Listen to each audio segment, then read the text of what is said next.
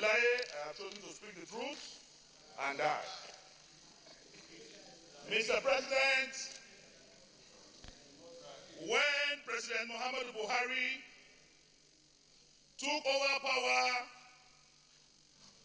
at exactly 12:04 hours of the 29th of May 2015,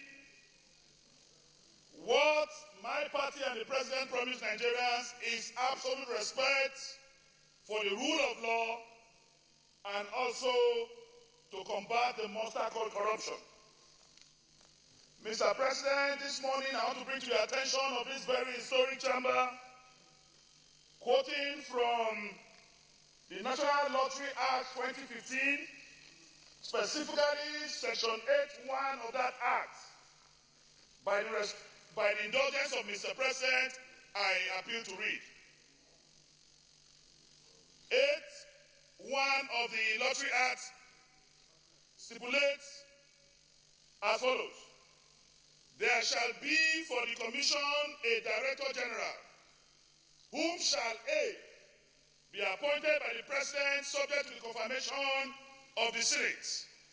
I repeat, be appointed by the President of the Federal Republic of Nigeria subject to the confirmation of the Senate. It is sad to note this morning that a new Director General of the National Lottery Commission have not only been appointed by Mr. President, he has resumed office and have started signing documents and carrying out the functions of the Office of the Director General of the National Lottery Commission without referral or confirmation of the Nigerian Senate. Mr. President, this country is not a banana republic, and the executive arm of government cannot choose which law to obey and the one not to obey. As I speak to you this morning, we have before this chamber confirmation for the chairman of the Electric Regulation Commission. We have a request from Mr. President for the confirmation of the board of CBN. We have from the President confirmation for the board of NDDC. We have a request from the President for the confirmation of the board of NDIC and some others. Why will there be selective respect for the rule of law? Rule of law, there must be a totalitarian approach. Mr. President, the truth has no volume. It has no volume. We are here working and speaking the truth. The same truth was spoken by the Senate, President of the Senate, and the Speaker of the House of Reps just 2 days ago during the launching of a book. But the response we got to an articulated approach to fighting corruption. Didn't you stick to the, you see, we have come on personal explanation, so. So, Mr. President, at the end of the day, the rule of law must be respected. It is safer to be loyal to the people of the Federal Republic of Nigeria than to be afraid of the wrath of EFCC or the executive. The truth is the truth, and this chamber must stand on the truth, and the rule of law must be respected, and we must communicate this misbehavior and rascality to those concerned. The truth has no volume. Mr. President, I have spoken.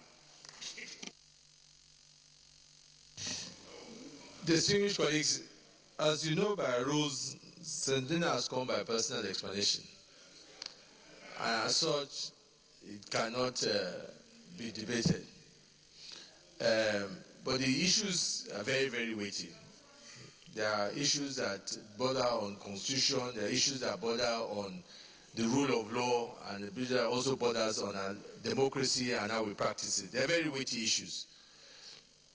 And there are two things we can do, whether we come by motion and we debate it, or we just refer this matter to the leader to investigate and take it up. Because the matters are very clear. I mean, we have to first check that truly this gentleman has decided on his own to disregard the law and resume. And if that's what he's done, I'm sure when that attention is brought to him, he will stop that nonsense and wait till confirmation. And which is what we'll have concluded anyway with the debate. So I think we should, our appeal that let the leader take this issue up, confirm whether what Senator Dino has said is the truth. The law which I have here is very, very clear, and ensure that we seem to be doing the right thing, and that the gentleman should wait until his confirmation before resuming. Leader of the Senate. Point of order. Yeah, Senator Basiapan.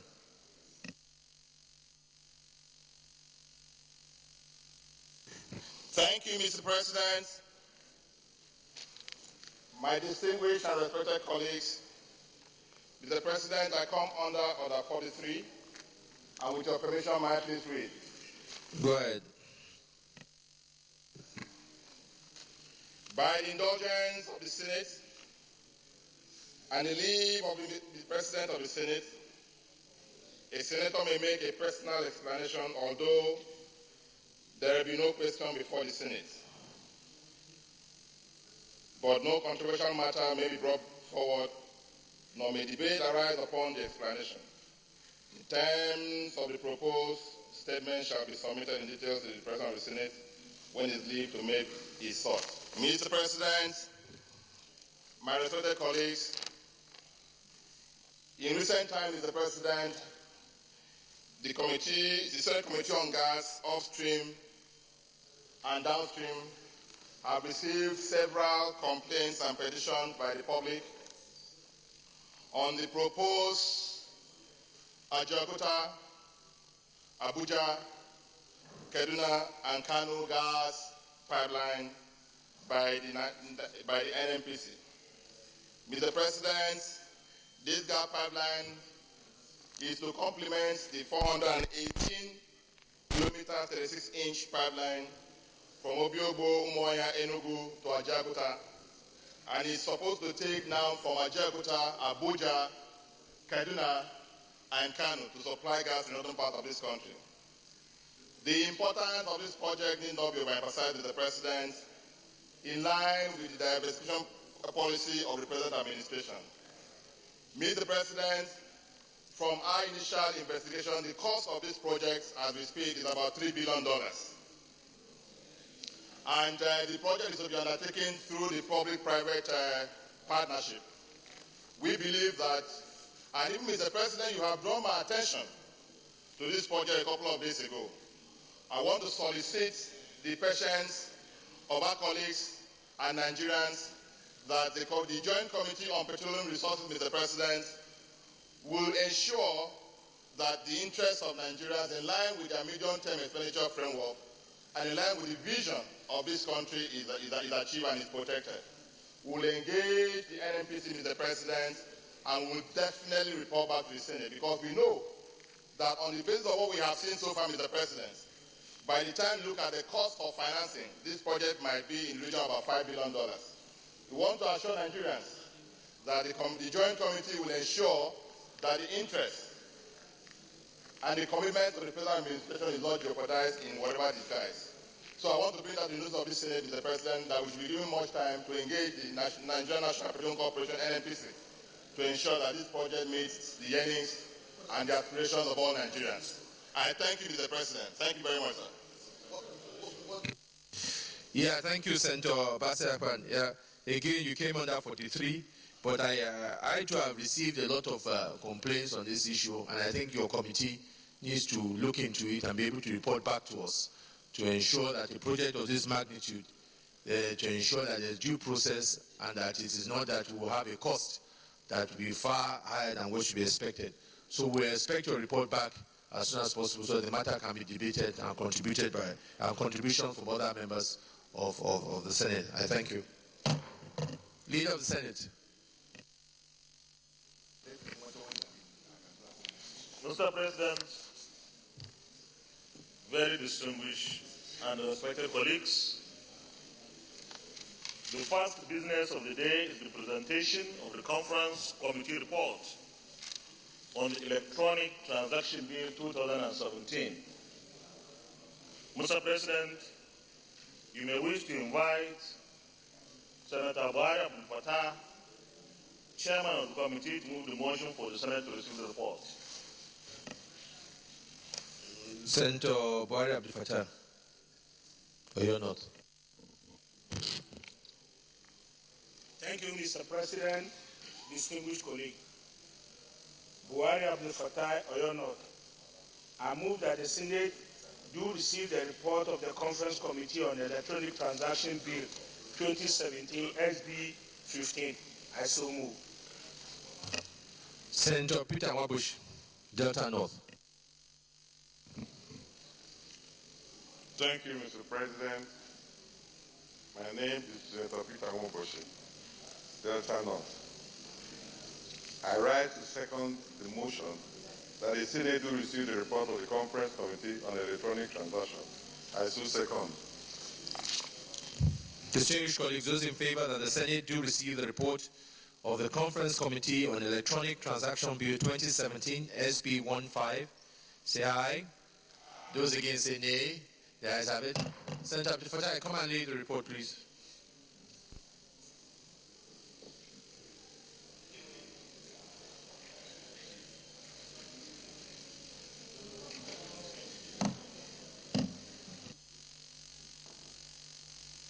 Leader of the Senate. Yeah. Mr. President, very distinguished colleagues, the first order of the day is a motion standing in my name and will be presented by the Deputy Leader on the non-submission of the 2017 budget by public corporations in violation of the Fiscal Responsibility Act 2007. Mr. President, you may wish to invite Senator Balana Allah, the Deputy Leader, to move the motion. Senator Balana Allah. Mr. President and my distinguished colleagues, my leader having referred to me in my name, let me seize this opportunity to reiterate the fact that I am Senator Balai Binala, KB South, and the Deputy Senate Leader. Yes.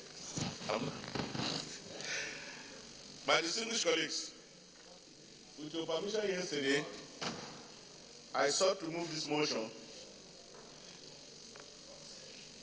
that the Senate is worried about the non-submission of the 2017 budget proposal by statutory corporations to the National Assembly. And the Senate knows that Section 21(1) and 2 and 3 of the Fiscal Responsibility Act stipulates, and I quote, the government, corporation, and agencies and government-owned companies listed in the schedule to this Act, in this Act referred to as the corporations, shall, not later than 6 months from the commencement of this Act, and for every 3 financial years thereafter, and not later than the end of the second quarter of every year, cause to be prepared and submitted to the Minister their scheduled estimate of revenue and expenditure for the next 3 financial years. Section 2 says, each of the bodies referred to in Section 1 of this section shall submit to the Minister not later than the end of August in each financial year. And A of it says an annual budget derived from the estimate submitted in pursuance of Section 1 of this section. And B, projected operating surpluses, which shall be prepared in line with acceptable accounting practice. Section 3 says, the Minister shall cause the estimate submitted in pursuance of Section 2 of this section to be attached as part of the draft appropriation bill to be submitted to the National Assembly by the President. The Senate observes that non-compliance with the provision of the Fiscal Responsibility Act constitutes abuse of power and economic sabotage aimed at frustrating the current economic measures being taken by the present administration to address the economic recession. Aware that the absence of penalties in the provision of the Fiscal Responsibility Act may have emboldened and encouraged the perpetrators of this act, and concerned that the Fiscal Responsibility Commission is failing in its responsibility to rule compliance in the execution of its mandate. and accordingly, the Senate resolves to all the ministers of the concerned agencies as a matter of urgency to submit their budget to the National Assembly in accordance with the provision of Section 21 of the Fiscal Responsibility Act. Mr. President, I wish to withdraw prayer 2 and ask that we call on the Committee on Finance to ensure compliance based on prayer 3, sir. Now, distinguished colleagues, I have received a very funny argument that parastatals were not in receipt of the 2016 appropriation. And I laugh. Throughout the length and breadth of Section 21 of the provision of the Fiscal Responsibility Act, there is no place where this law made it a condition precedent for you to receive the last year's appropriation before you submit that one. And that is why 16 and 17 are distinct and distinguishable numerically.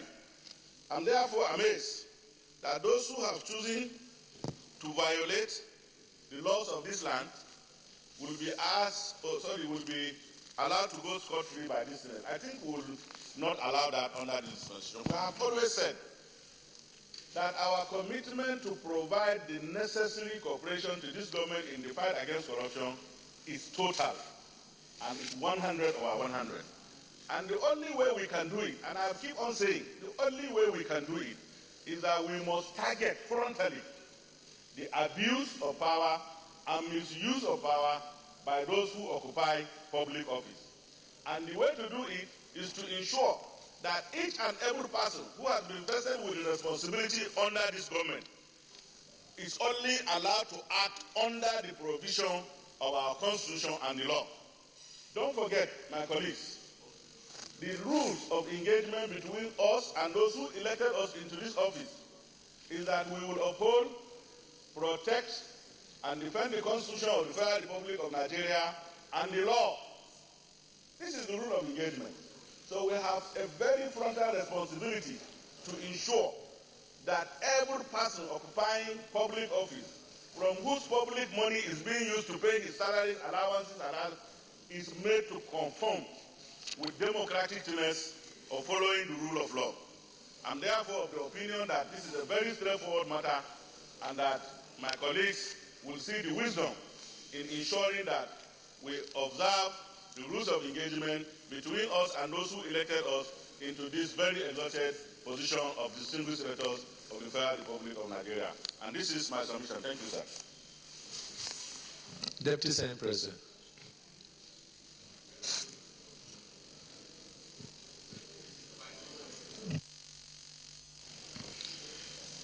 Thank you, Mr. President. Very distinguished colleagues.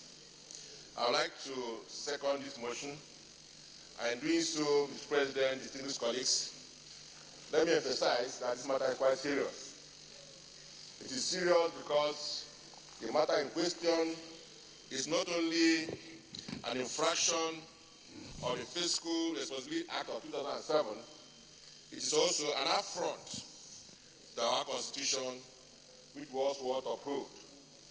Mr. President, very distinguished colleagues, I seek your permission to read Section 1.1 of the Constitution, again, Section 82, 3, and 4 of the Constitution, to emphasize this point. Mr. President, if I have your permission. Yes, go ahead.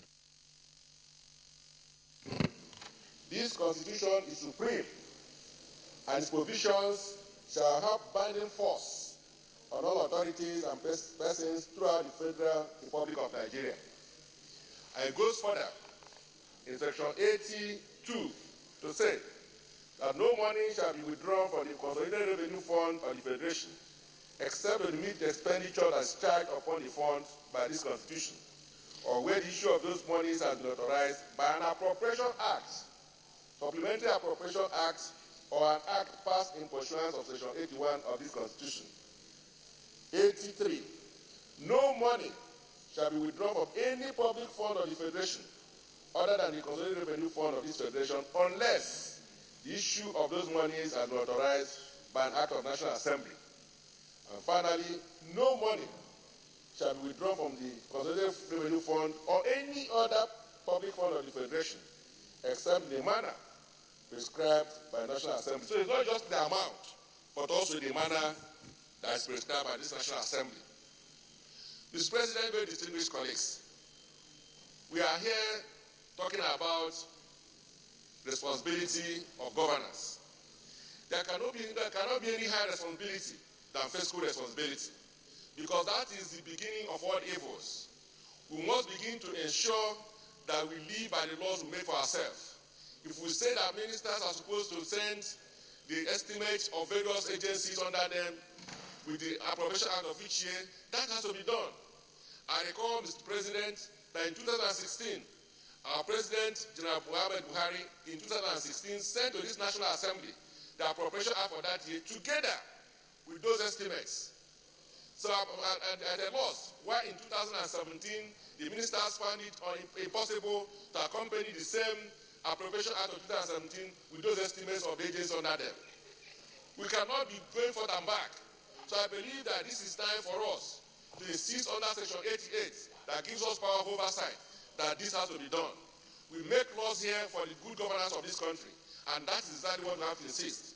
So I believe that time has come where we are going to insist that all agencies should stop the expenditure of public funds unless it's appropriated in accordance with Section 80 of the Constitution, which we have all sworn to uphold. So it's our responsibility today to ensure that automatically is given to agencies under this government to bring these estimates for us to duly appropriate. That is why the Constitution provided for a full-time legislature, because there is enormous work to be done.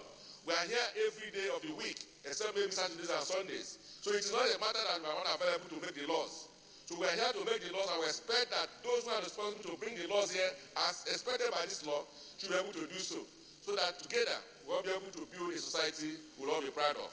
So I want to thank the Deputy Senate Leader for raising this up, and it is our responsibility on behalf of Nigerians to ensure that monies, public funds, are spent in a manner prescribed by law. So I second the motion. Senator Sekibo. There's no way Sekibo motion. Mr. Senate President and my distinguished colleagues, I am Senator George Thompson Sekibo, a Justice of the Peace and a Commander of the Order of the Niger. Mr. President, I listened to the motion, well crafted and well read out. I also listened to the DSP when seconding the motion and the relevant areas they are taking also in the Constitution, which is a banding effect on these corporate bodies. I have a question. If a man who is to keep the law fails the law, what happens to him? Because if a man puts a law and another man fails, he is taken to court, he is taken to tribunal, he is taken to other areas for punishment. Now, the man that will interpret the law and execute it, if he is failing, what do we do and what happens to him? Mr. President, I will refer you to Section 5 of our Constitution, Section 5(1)(b). If you permit me, I read. Go ahead.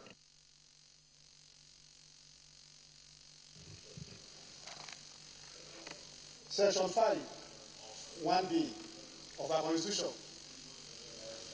Subject to the provision of this Constitution, the executive powers of the Federation, I'm reading B now, shall extend to the execution and maintenance of this Constitution all laws made by the National Assembly and to all matters with respect to which the National Assembly has, for the time being, power to make laws.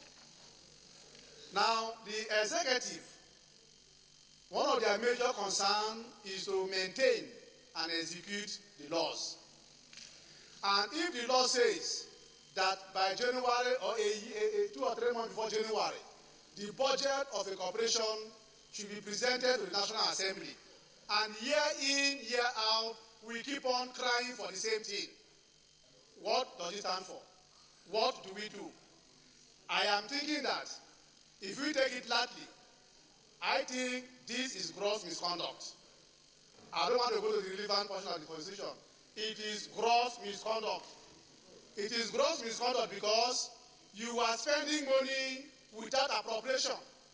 You are spending money without endorsement from the National Assembly. And that means you are giving birth to further corruption. Because if you are spending without specifics, if you are spending without approval, if you are spending without access even of Mr. President, and is that not corruption?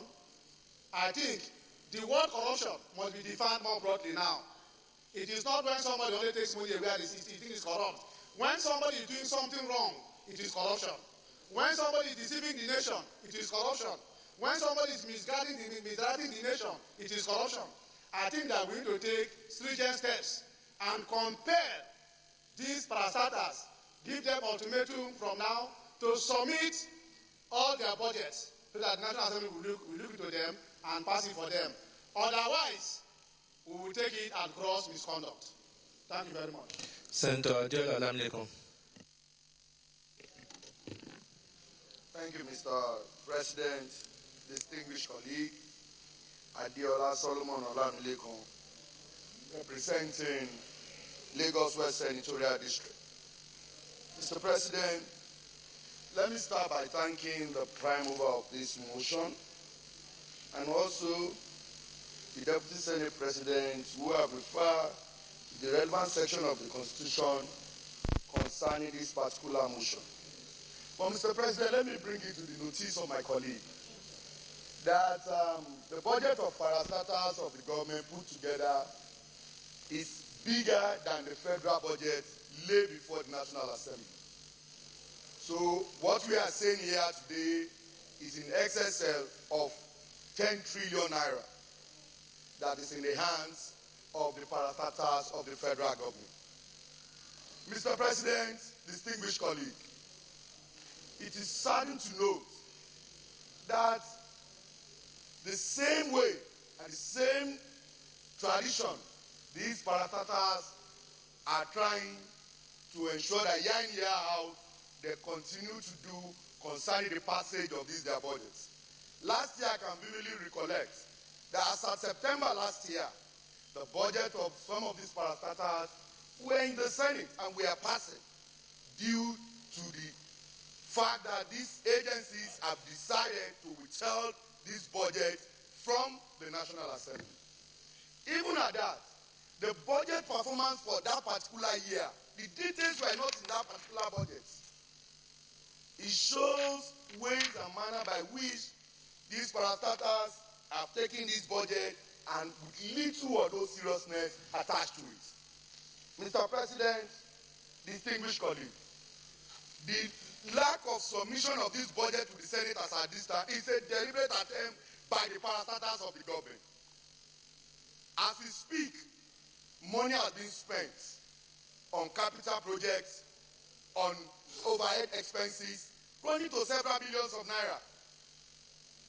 Mr. President, if I don't even know of any agency, I can confirm to this Senate that the budget of NNPC is in trillions of naira.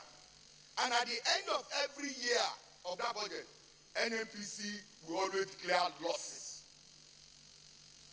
It's a deliberate attempt. And they will build this expenditure on this budget to the extent that there is no way you can pinpoint where these funds are gone to. So going forward, Mr. President, I want to say this, sir, that we, as a matter of urgency, because some of this budget does not even come through the ministers. There are some budget that is submitted directly to the National Assembly.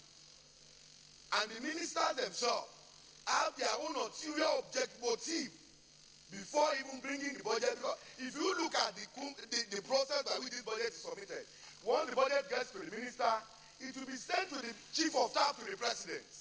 It is from the chief of staff to the president that he can spend several months before now forwarded to the president for signature and onward transmission to the Senate for our consideration.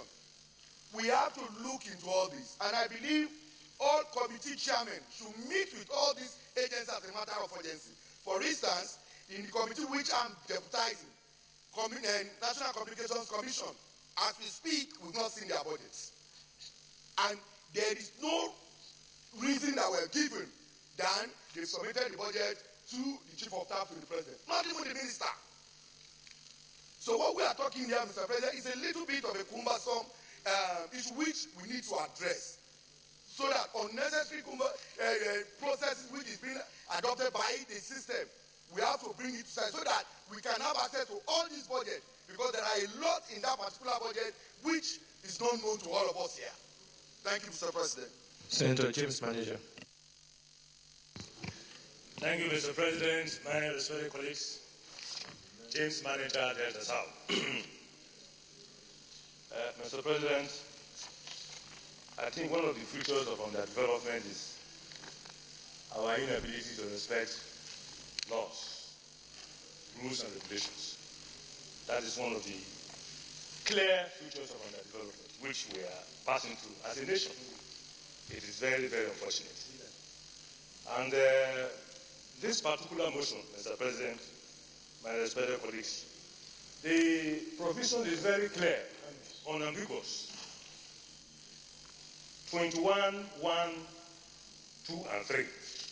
Very, very clear. And of course, with the constitutional provisions read out by the Deputy Senate President, very profusely, 81 to 4. When you combine these two, it is very clear that there's a responsibility on somebody to do what is compulsory for the person to do on behalf of the country. I'm talking about 21.3. All these, the budgets of all these corporate bodies ought to have accompanied the budgets. Estimates by Mr. President. Year in, year out, this has not been respected since 1999. And this is clearly very, very unfortunate. Last year, I remember, I'm a chamberman. I'm here all the time. By the grace of God, I'm sure everybody is a living witness to that. I am here all the time. So, I'm here. I come every morning and I close with everybody. So, to the best of my knowledge, yesterday and last year, these things were brought here. They didn't accompany the budget anyway, but they were brought here.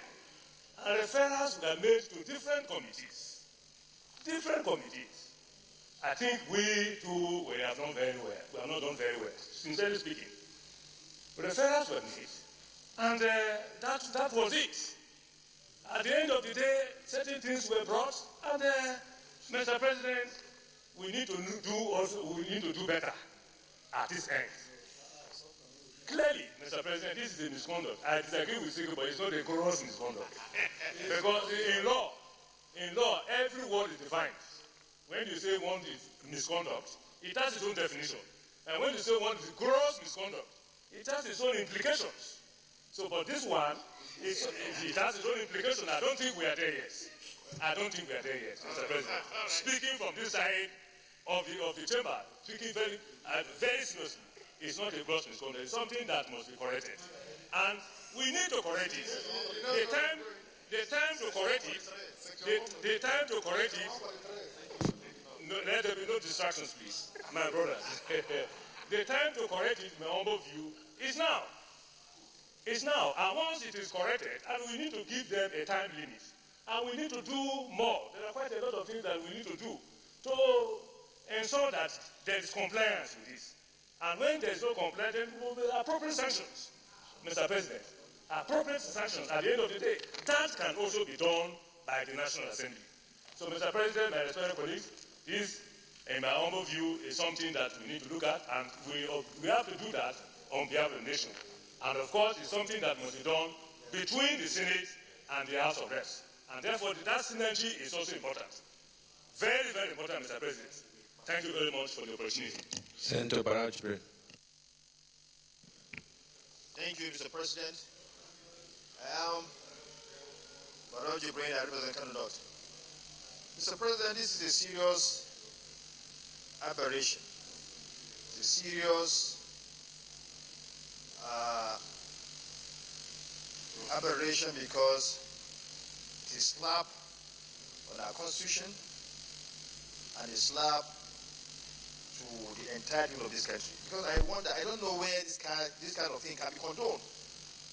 Where money or monies running to trillions of naira are spent without being budgeted for.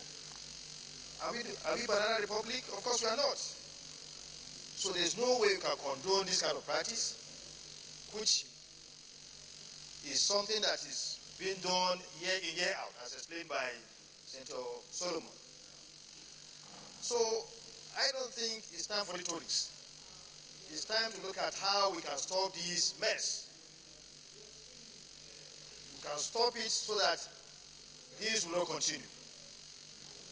We should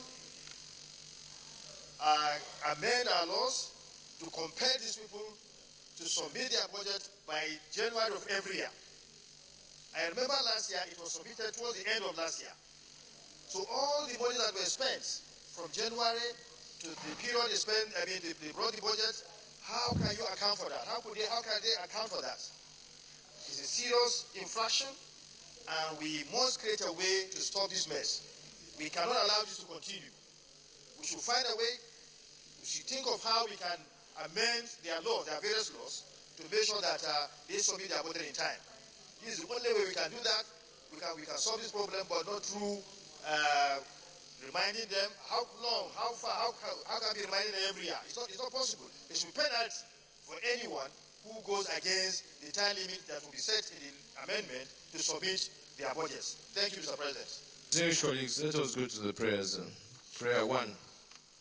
Urge the ministers of the concerned agencies to, as a matter of urgency, submit their budget to the National Assembly in accordance with provision of Section 21 of the Fiscal Responsibility Act.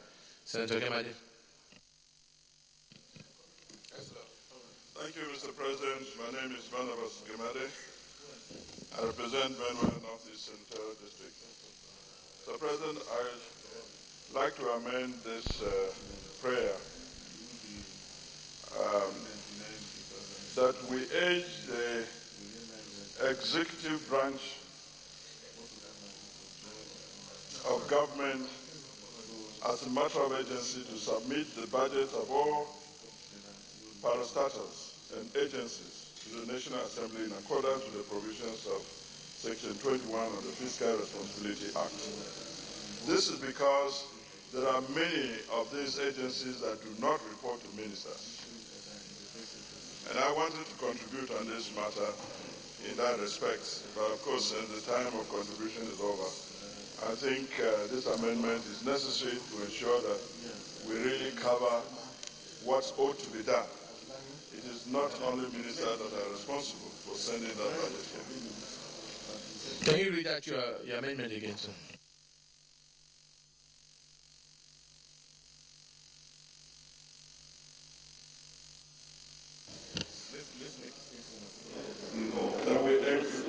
We urge the executive branch of government to, as a matter of agency, submit the budgets of all parastatals and agencies to the National Assembly in accordance with the provisions of Section 21 of the Fiscal Responsibility Act. I so move. Second.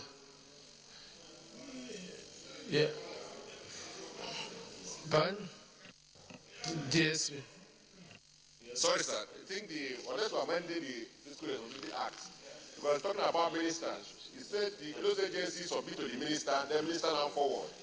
So if you now expand it, that is going outside the scope of the Fiscal Responsibility Act. So I think the legislature need to reconsider his amendment along this line.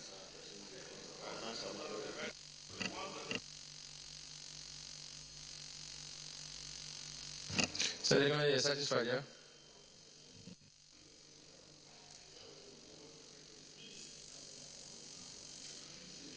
Yeah. All right, so we'll take the prayer then. Urge the minister. Yeah, amendment. Yeah, DSP. Sir, amendment, I would suggest that we change the word "or" to request. Request the minister in charge, not the minister of the concern, but the minister in charge of the concerned agencies to, as a matter of urgency, submit their budgets to the National Assembly in accordance with the provisions of Section 21 of the Fiscal Responsibility Act, not later than 2 weeks from today.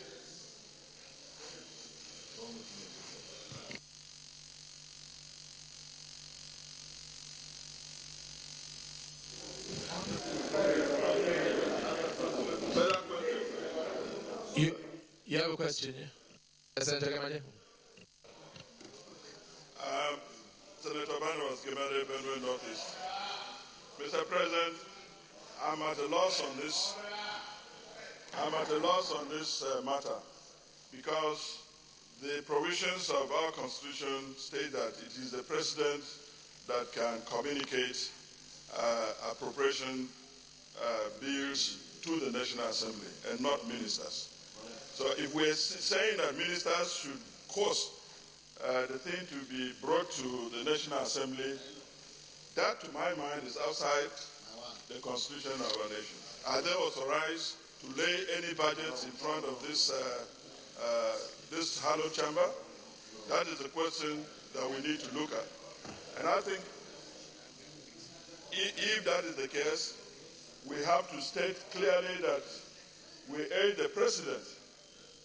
We have to aid the president. If the executive branch does not sound right, then we have to aid the president to cause these things to be laid, because nobody else has the right to lay any budget in front of National Assembly.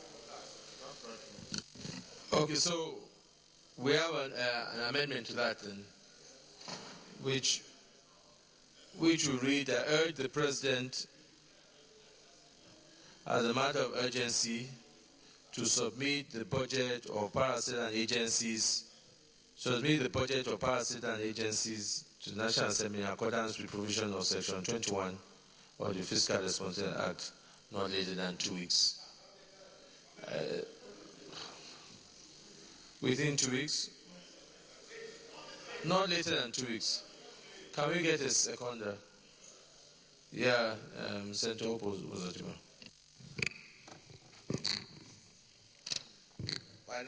Thank you, Mr. President. My name is Senator Hope Uzodima. I represent Imo West.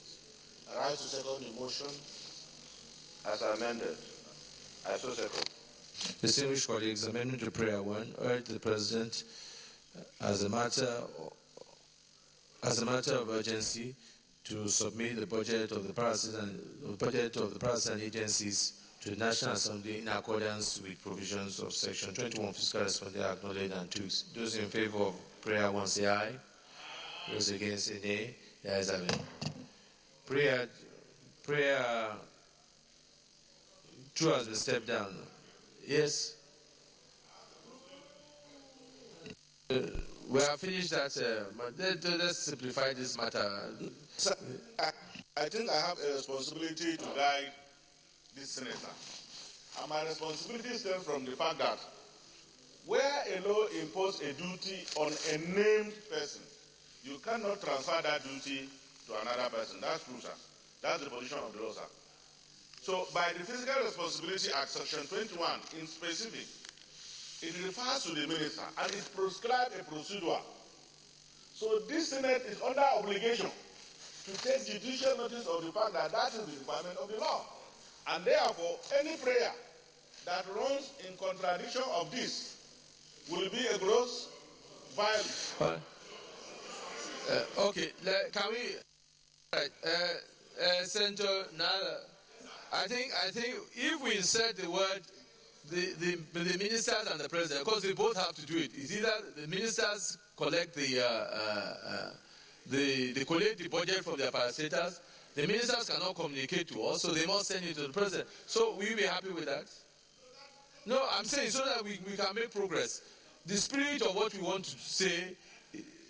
So if we then amend it to say that we're the president along with the ministers, because the two have to do it.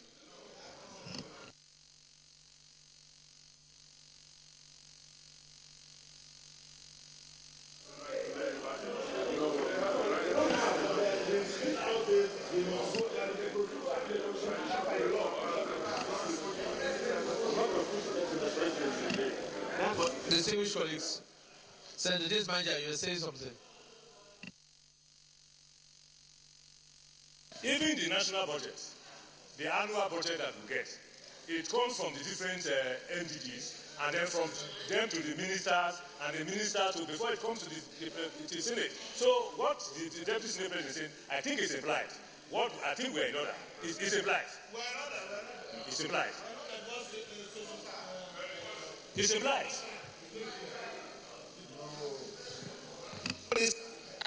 I don't want to argue too much. I don't want to argue too much on this matter. What distinguished senator manager is saying is that the provision that we are taking to say that section 21 be complied with, there is an implication that the procedure prescribed dictates that minister should pass it through the president. But okay, so what is your own amendment to this?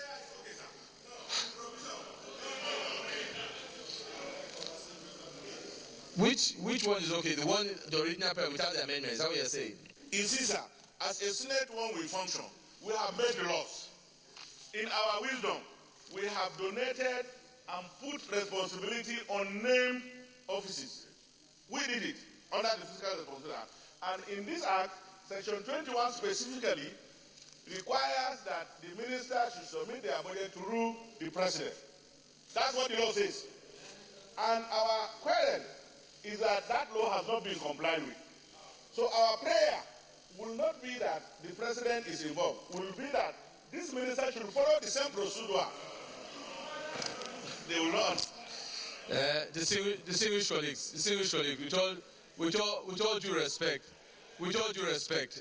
let us not divert from the important issue. I think the spirit of what this is a motion. We made our point. The spirit of what we're saying is that we want the budget submitted. So let us make progress, and I think let us focus more time on that. At the end of the day, let it not be a case of the superficial issues are now overriding the major issue. The major issue is let the budget be submitted within 2 weeks. I think that's it. Yeah. Second prayer. Call on the Committee on Finance to ensure compliance.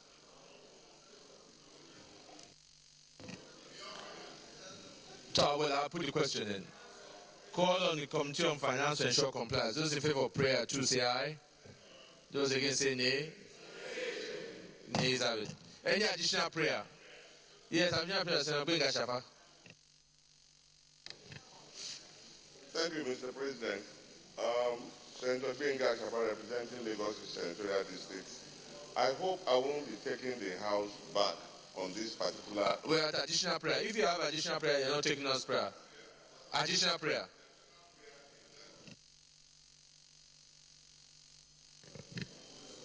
That the heads of the concerned agencies be invited to appear before the relevant committees of the Senate to explain the reason why their budgets were not submitted. Yes. Any second after that one? Additional prayer, Senator Akpan. Thank you, Mr. President. My distinguished and respected colleague, Senator Albert Bassi, Akwa Ibom North East. Mr. President, let me first of all observe, Mr. President, that prayer 2. Prayer 2.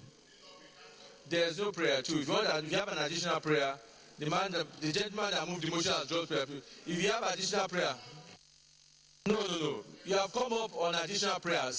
Put your additional prayer.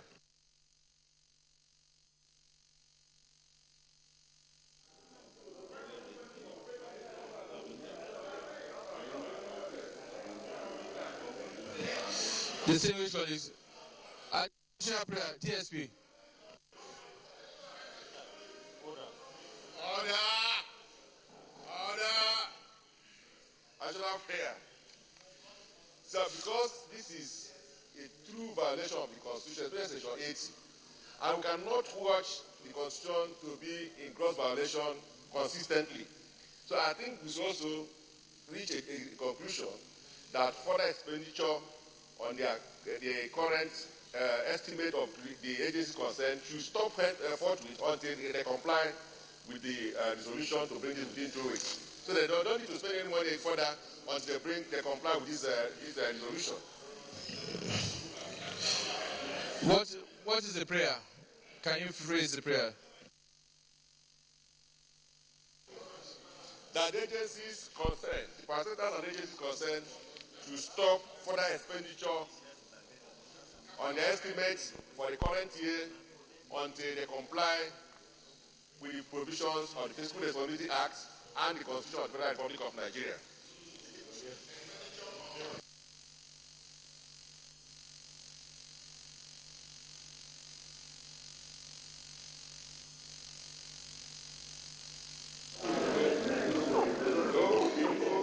you second that to this?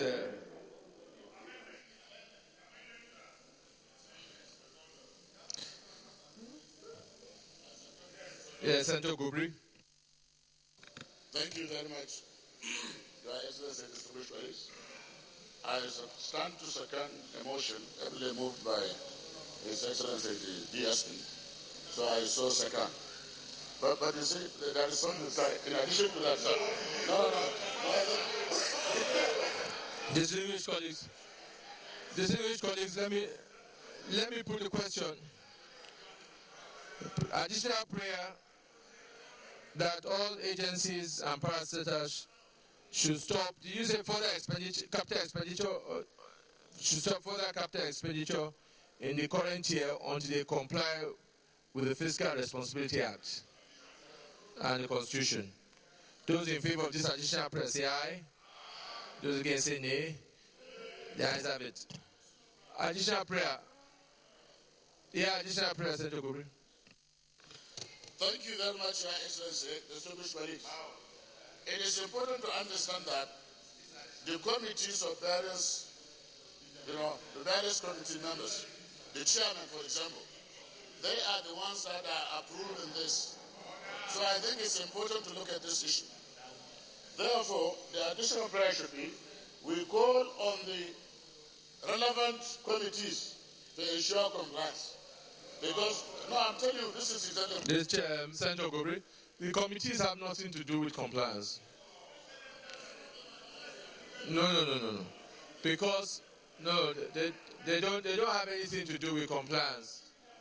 And on that note, please let me also inform all committee chairmen, if certain parastatals have sent their budget direct to you, it should not be the case. Those budgets should go to their ministers on transmission to the president and be transmitted to us. So if you have received those budgets, it's of no value in the process.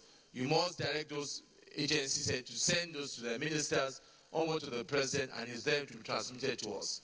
So those of you who are working on those budgets are exercising futility. So can you please stop that exercise? Distinguished colleagues, let me thank Deputy Senate Leader for this very, very important motion.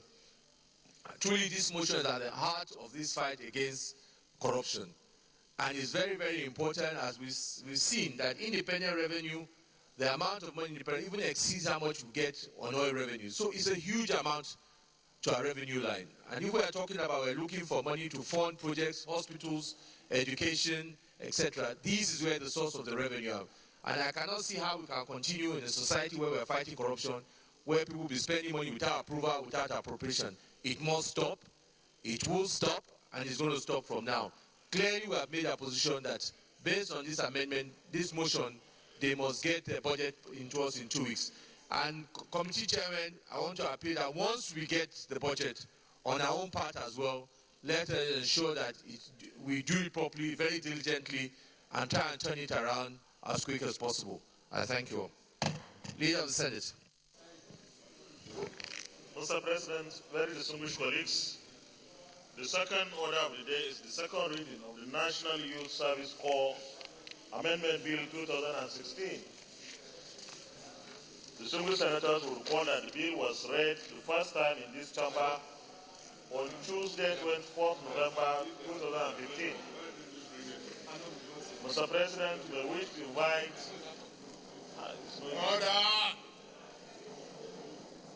Order! Mr. President, you may wish to invite Senator Stella Odwa to move the motion for the bill to be read a second time. Senator Stella Odwa.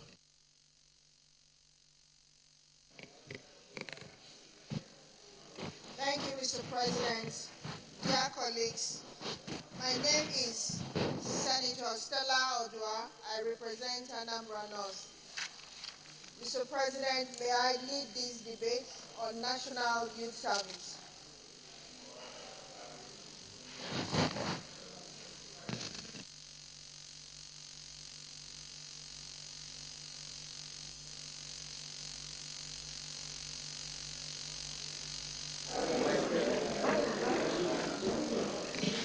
Mr. President, my dear colleagues, permit me to lead the debate on this very important bill which seeks to amend the NYSC Act to provide for compulsory acquisition of vocational skills by COP members.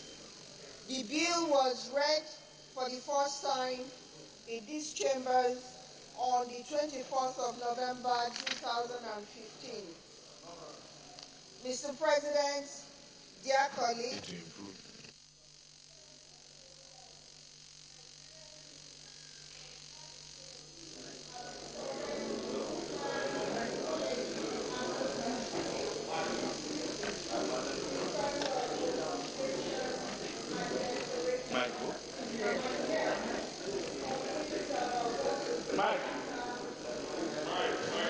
confused about what to do after their service period. The dwindling job opportunities in the country has necessitated the call for the passage of this NYSC Amendment Bill into law in order to address these challenges by educating and training COP members on skill acquisition and entrepreneurial ventures/skills. The major goal of this bill, when passed, is to equip COP members with entrepreneurial skills to enable them build sustainable and profitable businesses after their youth service year. The benefits of this program, Mr. President, include securing future for COP members through acquisition of relevant skills towards business success, learning in a conducive environment with a state-of-the-art teaching materials, maximizing their service year, and setting the stage for a fulfilling future. Then providing access to several funding windows towards starting or improving their business, generating substantial resources through harnessing their potentials, learning to develop a winning and investor-ready business plan, among others. Mr. President, my dear colleagues, I seek to introduce the idea of compulsory vocational skill acquisition by core members to develop them in some skill in order to become employers of labor after their service year. The period of NYSC ought to be for them to be prepared to rediscover their passions, their innate skills, and not to dwell on their certificates as is presently being done. They need to be able to provide food on their various tables. Rather, it is the skills and the talents that will equip them to do that. The amendment of this bill, therefore, is to seek for insertion of a new section, Section 5, to provide for compulsory vocational training for core members in the skill domain as outlined in Schedule to the bill. The bill further splits the service into two. You will have the first one, which will be to direct the gaining of employment in the workplace, while the second part will be geared towards free and compulsory acquisition of vocational skills. NYSC, in accordance with the provision of the bill, will collaborate with National Directorates for Employment and other relevant accredited and registered vocational centers and assist workshop for vocational training of core members. The objective of this bill is to reduce unemployment among our teeming graduates after their service year as they become self-employed and by implication employers of labor. The enactment of this bill into law will equip our graduates with practical skills during the service year, and this will go a very long way in reducing the number of graduates seeking for few or non-available civil service jobs. Mr. President, dear colleagues, the thrust of this bill is to integrate entrepreneurship skill into NYSC program and to provide job creation platform through NYSC and provide also poverty alleviation platform and reduce unemployment rates. Developing of youth enterprises and technological development will lead to recognition of Nigeria. Of 4 years and renewable ones and no more should be adopted. Thank you, sir. We believe that competent Nigerians can contribute to the running of the customs. John Eno. Mr. Chairman, my name is John Oneno, Cross River Central. Mr. Chairman, I think I'd like to agree with Senator Mark Musabe, really, because the provisions of the original bill, it's important not to be too restrictive in terms of what we're recommending here. And in fact, the chairman is not an executive chairman.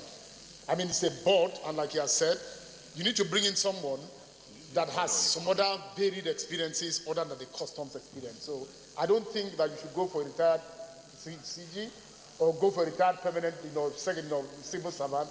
I think that the president should be allowed the wide room to make an appointment for a chairman, especially since it's subjected to the approval of the Senate. So I think that we should sustain the original provision in this bill. Senator, you've listened to the proposed amendment. Before I put the question on the amendment, do you have any problem with it? Mr. Chairman, I don't have a problem, but let me also tell you what the role of the Service Commission is. They are concerned with the business of transfers and training of senior officers, transfer of senior officers. And we consider the issue of experience and the technicalities of the service. It is a highly technical service. We think at the rank of retired Controller General and Deputy Controller General, you have come of age. You are now a very statesman that must be patriotic. So not only that the job involves training and posting of civil service, just like the Police Service Commission. We have never had where they take somebody from outside to appoint chairman of Police Service Commission. So because they are dealing with the training and day-to-day management of the Customs Service, and the operating technique of the Customs Service is what is acquired over a period of years through trainings. So bringing somebody who is going to be, like what we are witnessing in the Customs Service now, is as a result of the man who came from outside has to settle down to learn the job first, before then business can start. So these are the things we consider. But if in the opinion of the Senate, they think otherwise, we are open to it. All right, I'll put the question, but let me just correct the impression regarding the Police Service Commission. I think it's the only two chairmen of the Police Service Commission who are retired police officers. They've always had civilians as chairperson of the Police Service Commission. Only two had been retired police IGs. So let me put the question. So the amendment is to the effect that the requirement for retired Controller General of Customs as chairman be removed, isn't it? Yes. Okay. So those in support of this amendment say aye. Aye. Those against say nay. The ayes have it. So we now put the question for clause 7. Those in support of clause 7, start part of the bill, say aye. Those against say nay. As amended, say aye. Those against say nay. The ayes have it. Clause 8.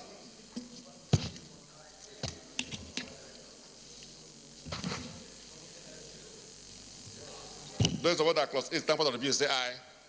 Those against say nay. The ayes have it. Clause 9. Those in support of clause 9, start part of the bill, say aye. Those against say nay. The ayes have it. Clause 10. Those in support of clause 10, start part of the bill, say aye. Those against say nay. The ayes have it. Clause 11. Those in support of clause 11, start part of the bill, say aye. Those against say nay. The ayes have it. Clause 12. Those in support of clause 12, start part of the bill, say aye. Those against say nay. The ayes have it. Clause 13, page 9. Clause what? 12? Yeah. Sorry, Mr. Chairman, clause 12, I think it's a repetition of clause 6, because clause 6 provides for the same limitation of actions against the customs service.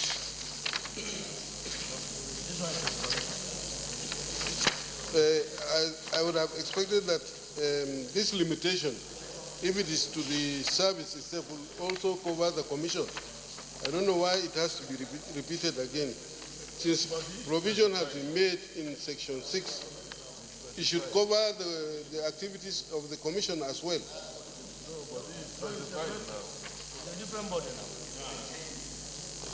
This is the service itself. There is limitation against the service. The commission is not a body corporate, it's the service that is body corporate. So you cannot sue the board or the commission. It's the custom service that you sue. Thank you. State leader. Yes, go ahead. I think there is a sharp distinction between the service itself and then the board. And what clause 6 is trying to do is to offer limitation of action to the service, that is the custom service, while clause 12 is offering limitation to the board to be consulted for the service. So they are distinct and distinguishable. Let's settle this one first. Okay, so, Lidani, I think probably the point was part of the drafting. What they would have done in the first place was to combine the two in any of the clauses, but since it's separated, I think let's leave it this way. It's better to err on the part of the surplusage. Okay. So, clause 11. Mr. Chairman, John Oneno, Cross River Central. Clause 11. I really want to understand why we are replacing the minister with the president. I mean, is it just for the sake of changing it from board to commission? I mean, really, what's the wisdom in that? In clause 11, is ordinarily the minister that is supposed to be given the, directives without, but we change it to the president. I really need to understand, why. Yeah, during the investigation on the revenue leakages, we find out that all the ministers that came left the job with a director in the ministry, and a lot of policy inconsistencies and waivers. Government lost a lot of money. So we think that anything that has cost implication, usually very huge, should get up to the president. That's what the committee considered. Marafa. Thank you, sir. Sorry, I would also take also, but it is the argument is almost the same with that of Senator John Eno. Number 10, sir. I don't know also why we are replacing B. It says any customs officer that the board may subject to such conditions as it may think fit, delegate any of its powers under this Act 2. B, any customs officer not below the rank of Deputy Controller General. We are now replacing it to any customs officer. To me, this will give rise to abuse. It is too arbitrary when you say any custom officer. So what it means is he can pick just anybody and below any rank. So I think the two are almost the same, because when we are replacing the minister, now the problem is what we are having today, where somebody, because of whatever privilege he or she has, will just say he would not report to the minister, or he will not do this. Whereas the board is under a minister, and it doesn't matter who you are, where you come from, what you have attained. What the law says is you are under a minister, and you must be you must report to a minister. So a situation whereby somebody would say, because he is this big or that big, or he's close to this or that, says he cannot report to a minister. I think what we are doing here, to me, just supporting what John Eno said, is like supporting what is happening today. And I think it is not justifiable, and nobody is above the law, and people should learn to live within the confines of the law.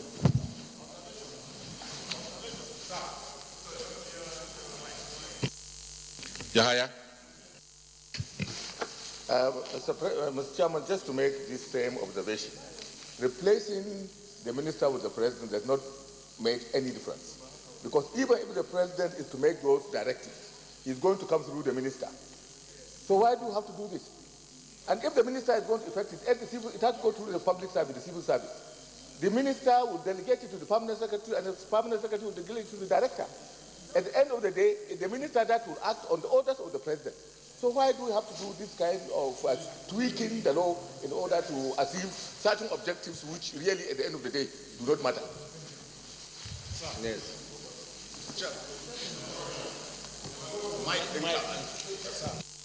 So is this your wish I will refer to the minister? Okay. Those in support of the amendment say aye. On what?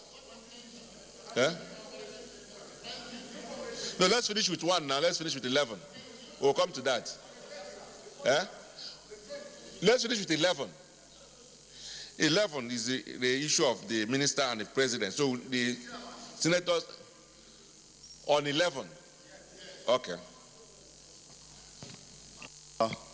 With due respect to the observations given by other colleagues, I wish to reaffirm what the chairman of this committee has indicated to us. By virtue, like Senator Abubakar has indicated, by virtue of the natural provisions of our constitution, the minister is representing the action of Mr. President. There is no doubt about that. But like he told us, this particular clause is trying to cure a trend, a bad situation that has existed for years, and that is without recourse to the approval of Mr. President, issues of waivers come under scrutiny directly here, and it is one of those crucial issues.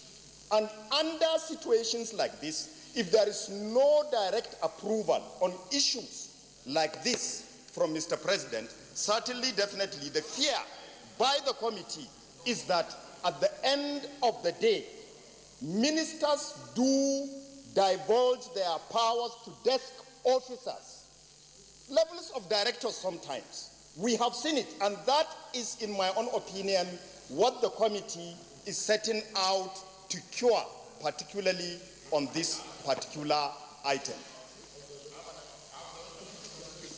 You see, we've had enough of this. Let's put the question.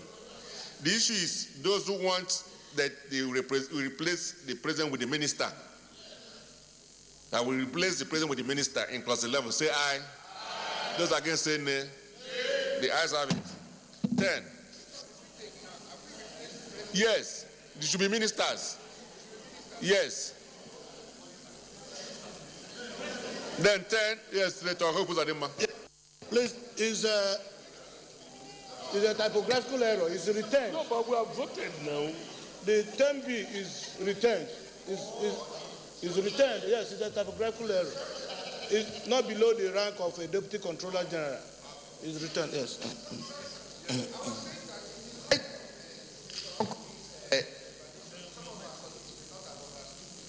We have gone. No.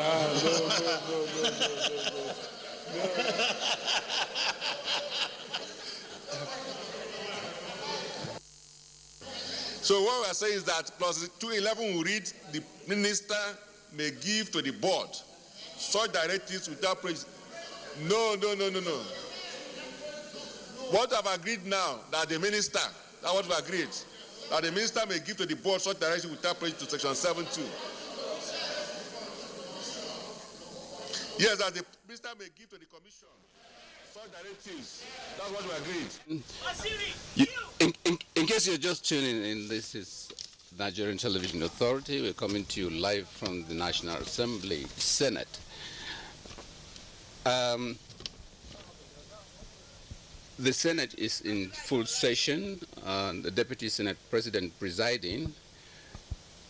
What is happening now is that there is this report of the Committee on Customs and Excise, Nigerian Customs Service Management Act Repeal and Reenactment Bill 2017, presented by Senator Hope Uzodimma, representing Imo West. Now, the committee report has been presented at the Senate. The plenary decided to take a look at it in the committee of the whole, clause by clause, and that is the stage we are now, where distinguished senators are looking at that report clause by clause. The report again is that of the Committee on Customs and Excise, Nigerian Customs Service Management Act, Repeal and Reenactment Bill 2017.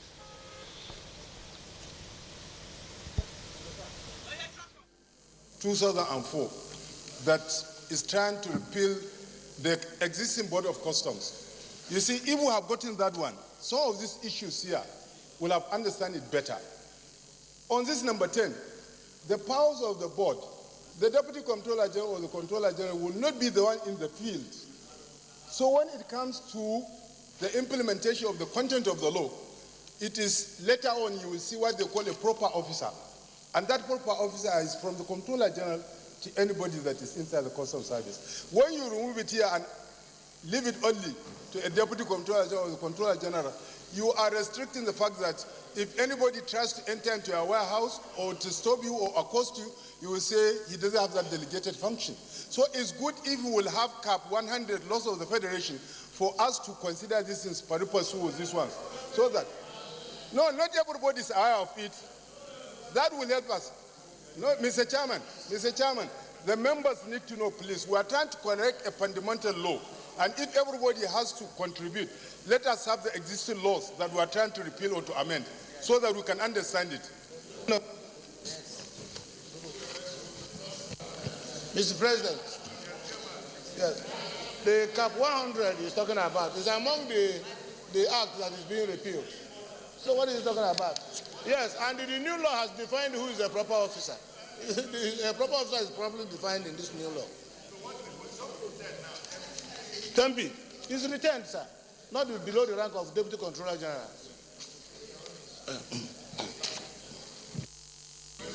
So let's go back to 10. So 10B will now read any custom officer not below the rank of Deputy Comptroller General as recommended clause, right? So those in support of clause 10 as amended, because it's now amended, say aye. Those against say nay, the ayes have it. Now we'll go to 14. 14, yes. We've done 13. You want? I think I noticed there is a repetition of this board, whereas board is no longer in place in this bill. So I think wherever board occurs, it should be commission. So, yes, okay. Well, the Secretary, please take note. The issue of replacement of the board with commission, we apply mutatis mutandis. All right. Clause 14. Those support that clause 14 start part of the bill say aye. Those against say nay. The ayes have it. Clause 15. Yes, clause 15, Krufi. Thank you very much, Mr. Chairman, my distinguished colleagues. My name is Senator Umar Ibrahim Kuti, representing Katsina Central. On clause 15, Mr. Chairman, sir, B, a custom officer, not less than salary grade level 15. I think this relation should be the rank, not a salary. Because salary can change. So it is better we say maybe the rank of assistant controller general. Because salary can always change, but rank remains as it is. This is my observation, sir. Clause B.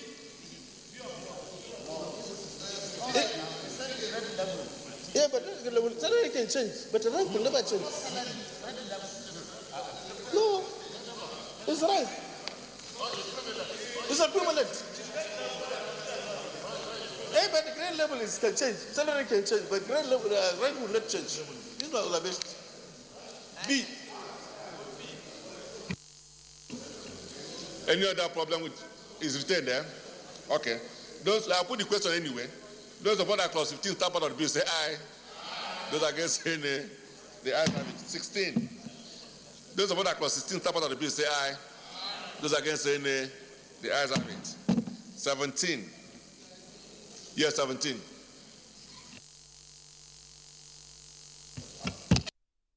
Thank you. Clause 17. Currently, the customs, they enjoy 7% cost of collection. Now, the idea behind this cost of collection is that the more they collect, the more they are able to get. Now, since it was introduced some years back, the revenue being generated by customs has quadrupled. Now, for us to come and say that we are going to be providing budgetary allocations for them, I don't support it. And I think we should retain the old clause here. Thank you.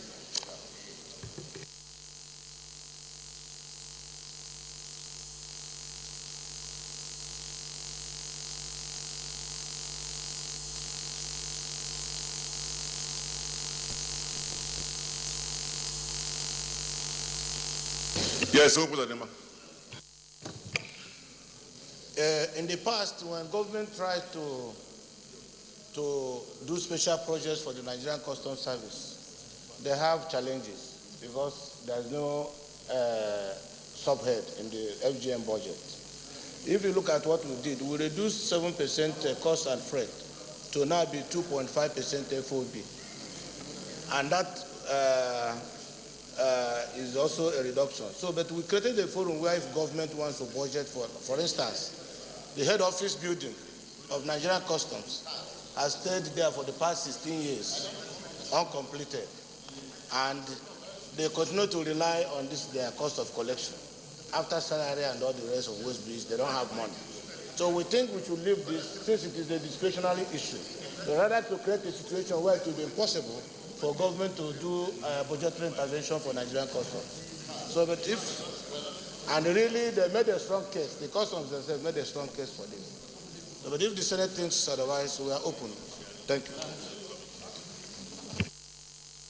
Alasa Joran.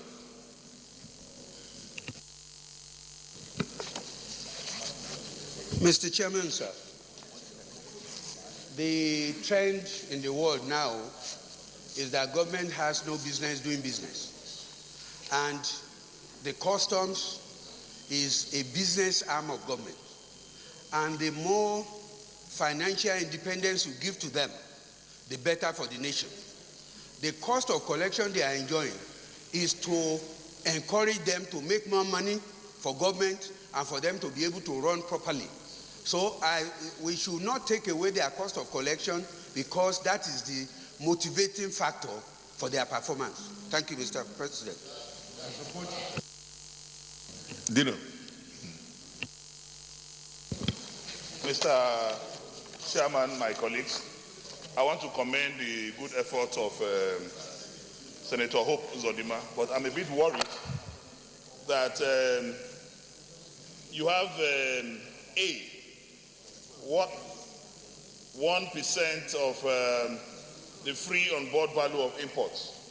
I'm worried why the increase to 2.5% from 1%, and why will the importers bear the burden of the increase?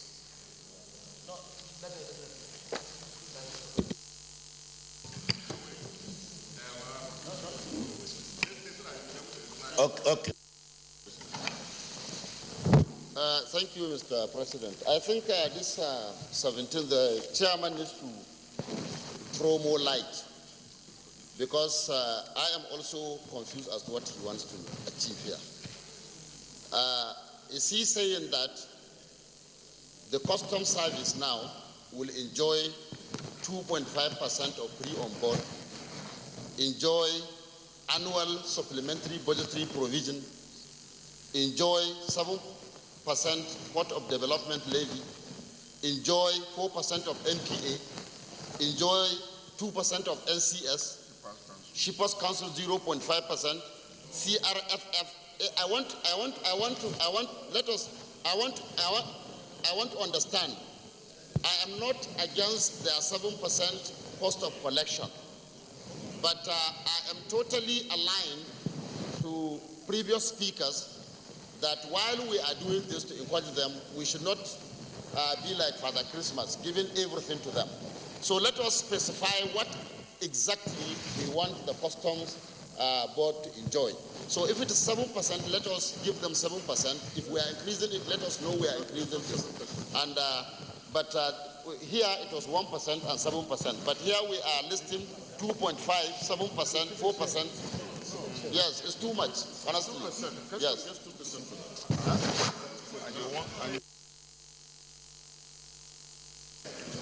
Gabriel.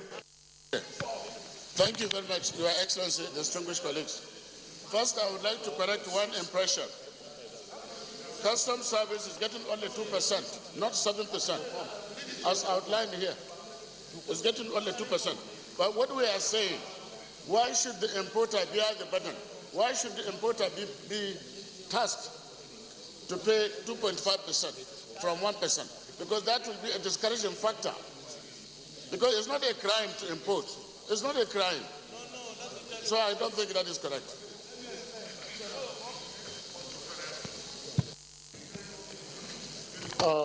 Mr. Chairman, John Owaneno, Cross River Central.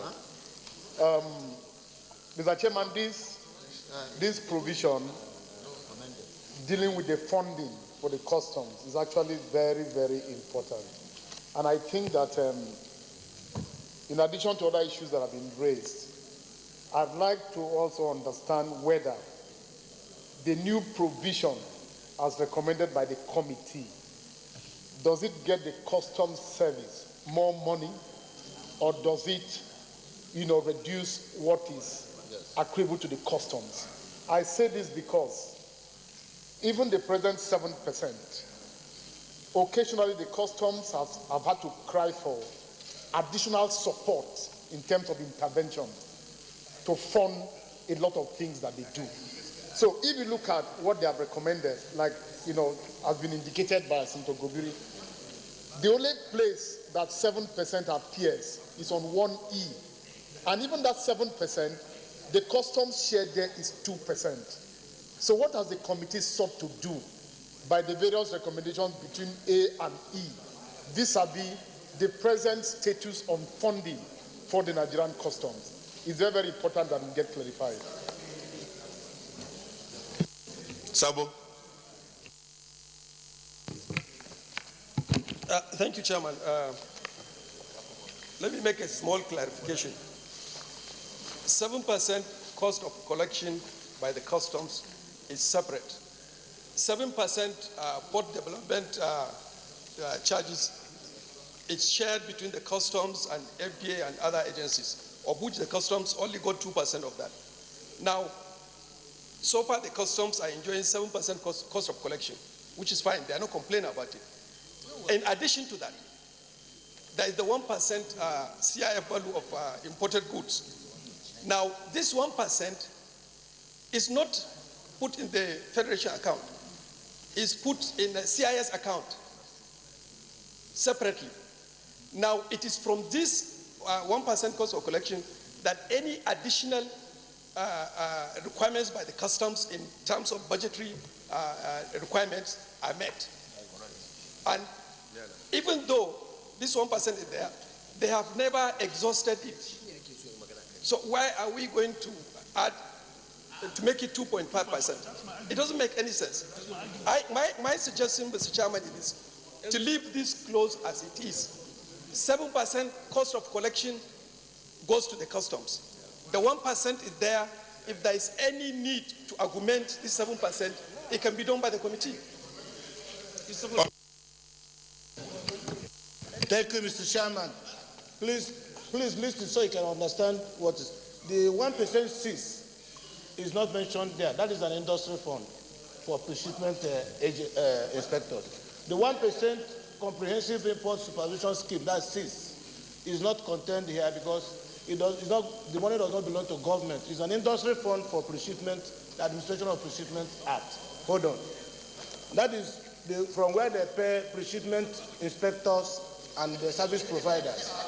2, what we do, the cost of collection, which is 7%. Before this time, listen please. Before this time, the 7% cost of collection is only on import duty. Excuse me, please. So they collect only 7% from only dutable items.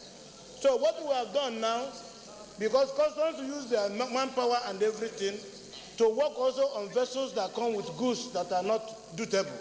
So what we have done now is to reduce it from 7% to 2.5% for every import, whether dutable or not dutable. So it gives them more money to expand it.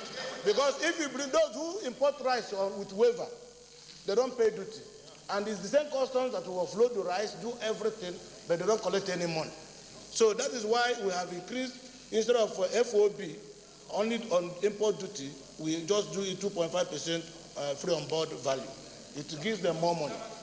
So now, the E is 7% port development levy. It's already in existence. But over the years, there have been fights between customs and MPA on the various stakeholders. So we created a formula here for the sharing formula. Is that 7%? It is not a new levy. It is from that 7% port development levy that we have now proposed that MPA should collect 4%, Nigerian Customs should take 2%, Shippers Council should take 0.5%, and CRFFN 0.5%. It is the same thing. Okay. Abdullah Ibrahim.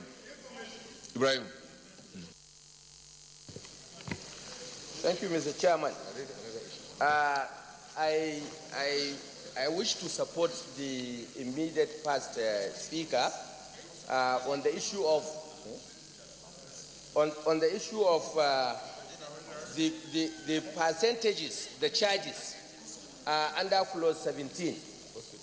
The amendment seeks to increase the charges from 8%, because there was 1% and 7%. Then in the amendment, we have 2.5% and another 7%, which makes it 9.5%.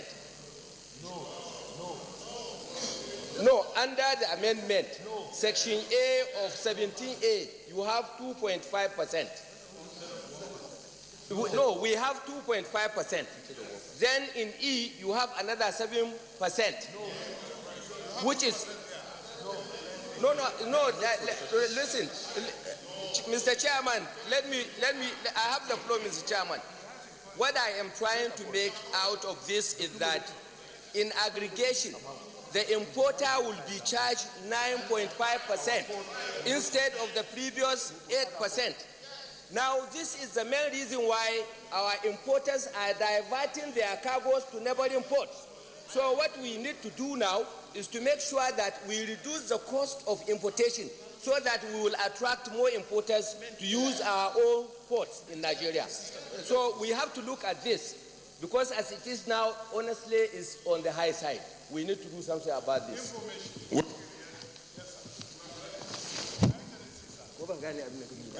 Yes? It's very wrong for anybody to say that we are still under the shipment inspection regime. We never All over, sir. Because of capital flight, because of the fact that only foreigners come into developing countries to steal from the Commonwealth, the World Customs Organization as a body outlawed pre-shipment inspection. That is why in Nigeria we reverted to destination inspection. That is why in Nigeria and in West African country we went into what is called ASICUDA, Automatic System for Custom Data. So the impression that the CIS is still existing is a wrong impression. One, sir. Secondly, sir, if you look at it, some of this money that are being paid to the Nigerian Customs Service are not codified. They are not into the law. They are administratively that some people have even come to challenge it. The content and the intent of this bill is for us to ensure that these monies they are giving them is brought into the law so that At no time will anybody just come and question that, why are you being given 1% or 7% short collection and what not. That is the essence. It is not in the law right now. I want us to take this into account. What I'm suggesting is that, sir, let us look at it and codify it, what is obtainable, and if there is changes that we want to add, then we'll do it. But right now, though we are showing, it means that this thing is existing. It's not existing. Senator Sabo will tell you that it's administratively that they are being paid.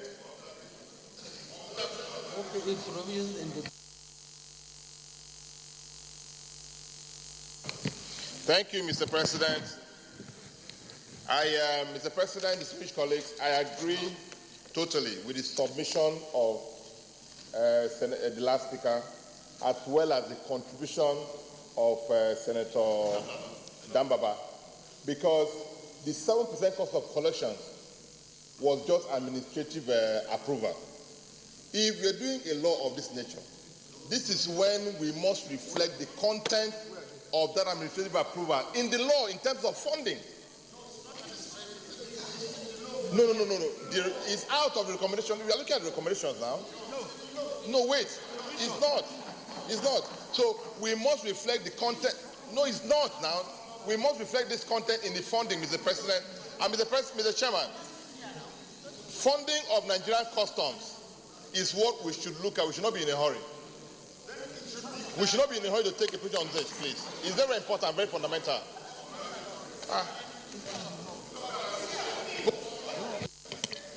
Thank you, Mr. President. Mr. President, on my own, I believe that the money, this recommendation, the money they are allocated to custom is getting too much.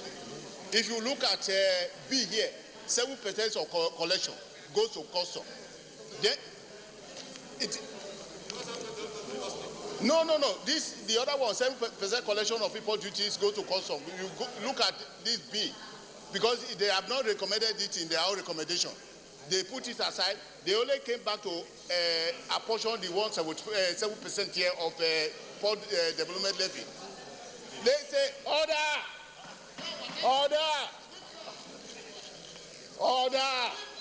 Yes. Mr. President, the money they are trying to allocate to custom is too much. If you look at this, if you look at your left, 7% cost of collection, which is 7%, goes to custom. Now they came back here again, another 7% port development levy, 2% to custom. That is 9%. 2.5% again for custom. The same custom. No. So, order. Yes. Order. Put it to order. Mr. Chairman, this money they are allocated to custom. They should not look. No amount of money they will allocate to custom, that custom will not do what they are doing. This 7% is even too high here. This 7% cost of collection has not been taken care of. Then 7% plus 2% plus 2.5% goes to custom. So for me, it is too high. Instead of this 7%, they should give custom 5%. Yes.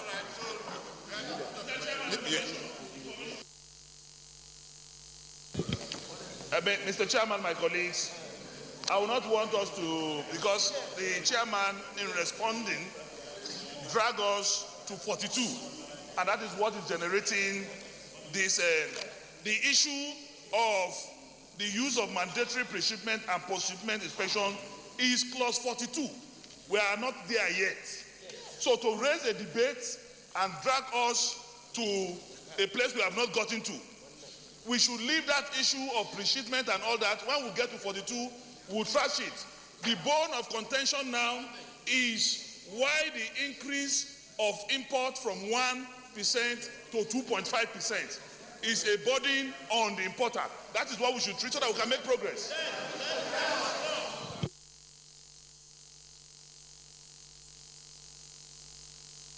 Thank you, Mr. Chairman. My distinguished colleagues, what the bottom line is simple.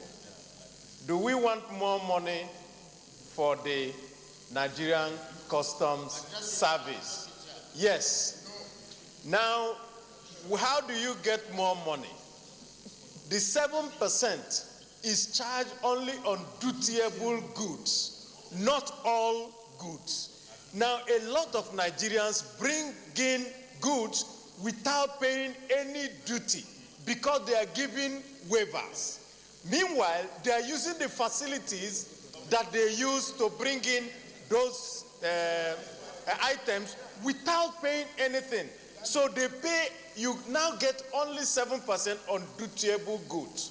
What this law seeks to do is to charge all goods, whether dutiable or not. So when you now charge all goods, you get more money.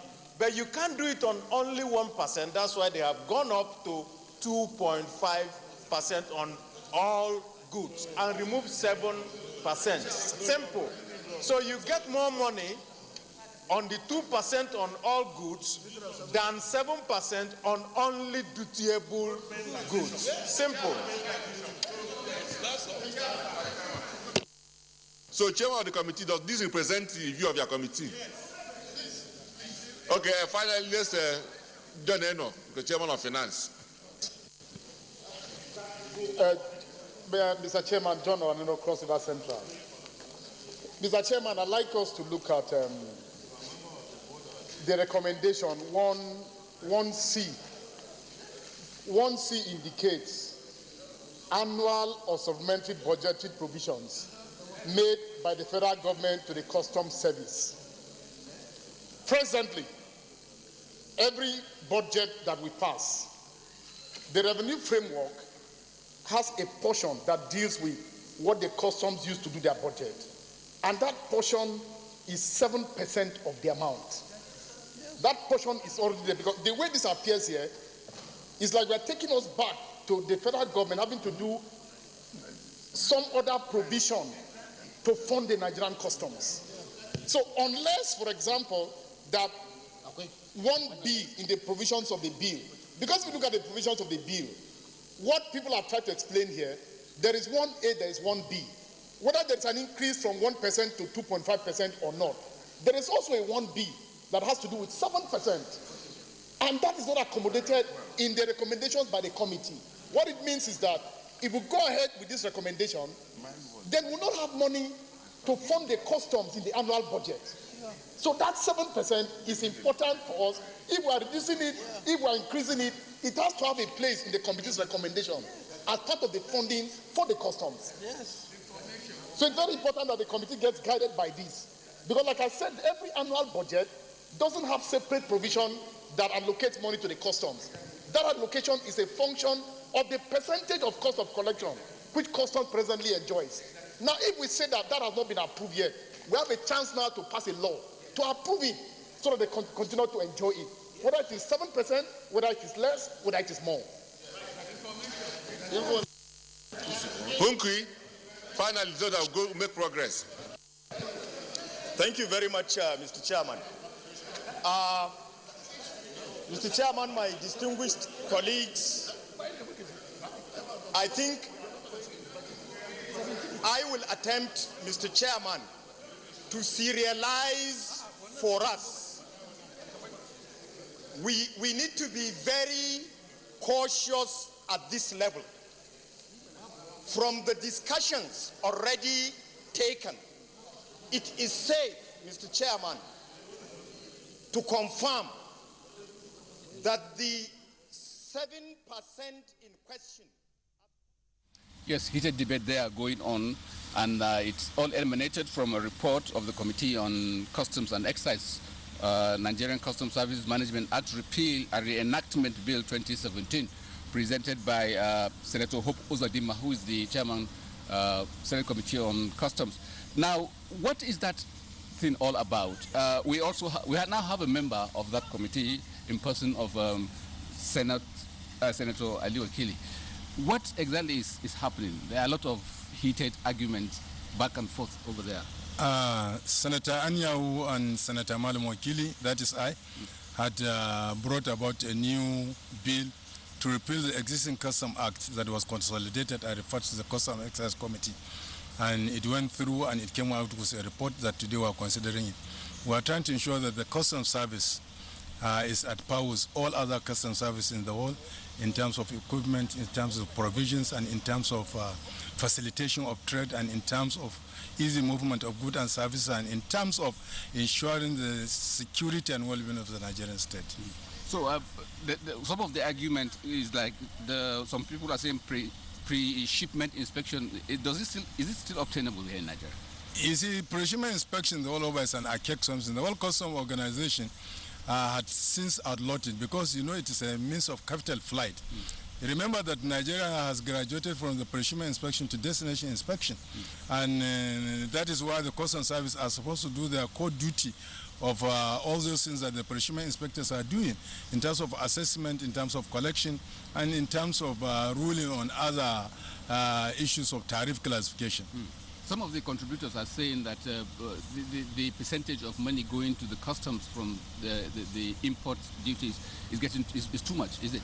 No, it seems there is misunderstanding. You know, the customs service in Nigeria is grossly underpaid and underutilized, and the fact that it has not been given its rightful place as a revenue collection agency, as a trade facilitation agency, as a security agency. If you look at the welfare and conditions of the officers, is not anything to write about. And our aim is to ensure that they have a proper funding that will take care of their operations, take care of their welfare, take care of their stipends, so that this issue of corruption that we are trying to fight, we can start with them where there is going to be integrity and other things. So after this consideration of this report, we hope that there's going to be a remarkable improvement in generation of law. By the grace of God, if the law come into fruition, we are expecting that there will be a better funding for the Nigerian Customs Service, then there will be a better Nigerian Customs Service that will meet all expectation and Nigerians' expectation in terms of trade facilitation, in terms of accountability, in terms of transparency, in terms of integrity. Thank you very much, Senator Ali, Thank you for sharing your thoughts. Thank you. Now, this is how far we can go on this edition. We have started a bit late for those that are linking us live, but a lot of debate is going on, as we have said, because of the report of the Committee on Customs and Exercise. Now, on behalf of the entire crew of this production, this is Wazir Zayan saying, have a very pleasant day ahead and bye-bye.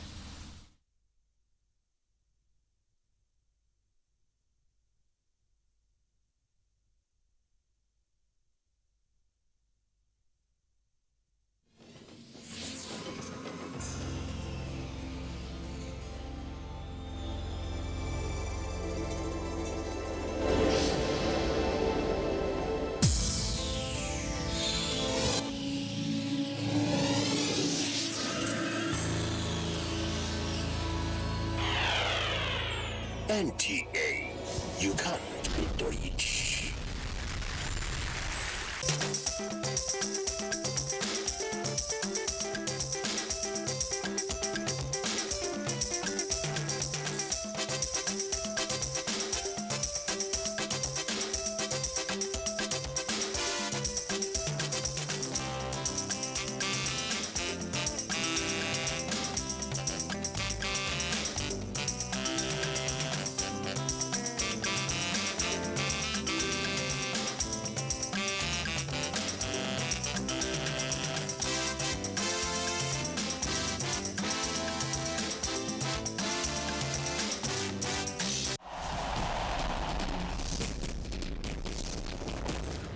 Issues in the sports sector remain one of the most debated among Nigerians due to the passion, followership, government involvement, impact on Nigeria's external image and our national life in the sports parliament.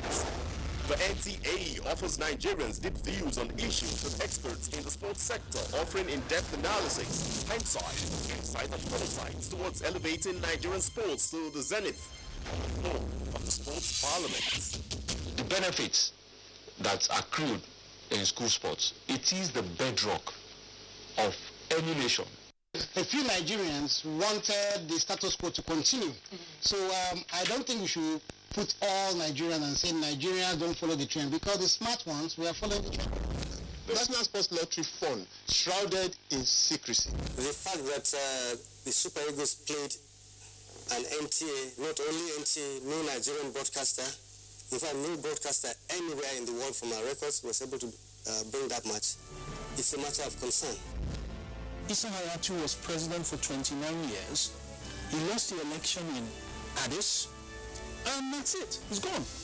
Sports Parliament, a unique platform for sports discussions, showing live on the NTA, Thursdays at 11 p.m. Keep a date with the parliamentarians. The eyes have it.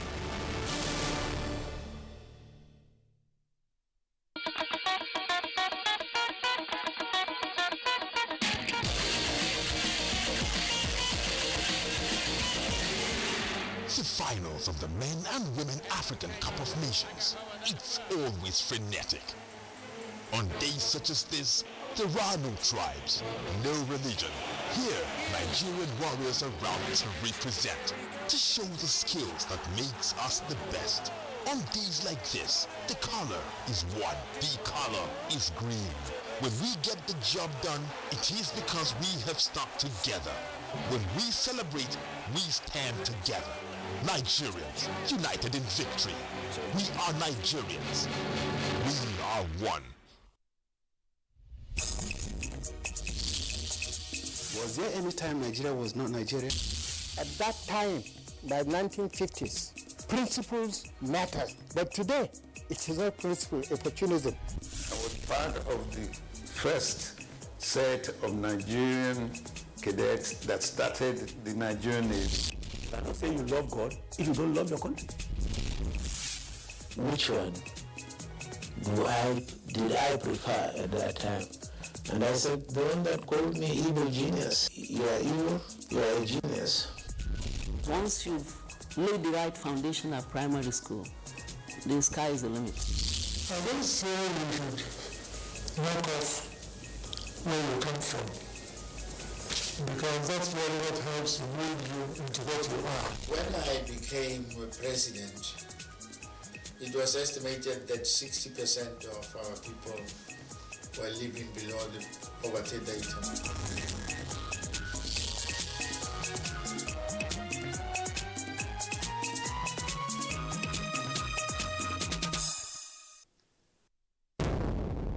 Information is power. Everyone wants power. So feel powerful with the NTA News Model app, the one-stop information center. Real news at your fingertip. Be the first to report by uploading first-hand information on the U-Report link, and be the first to know by simply clicking on any of the links on the sidebar for headlines, domestic and foreign news, economy, security, politics, sports, and more. Stream live on your smartphone and tablets and stay connected. It's pretty easy. Simply download NTA News app from your Google Play Store and you're good to go.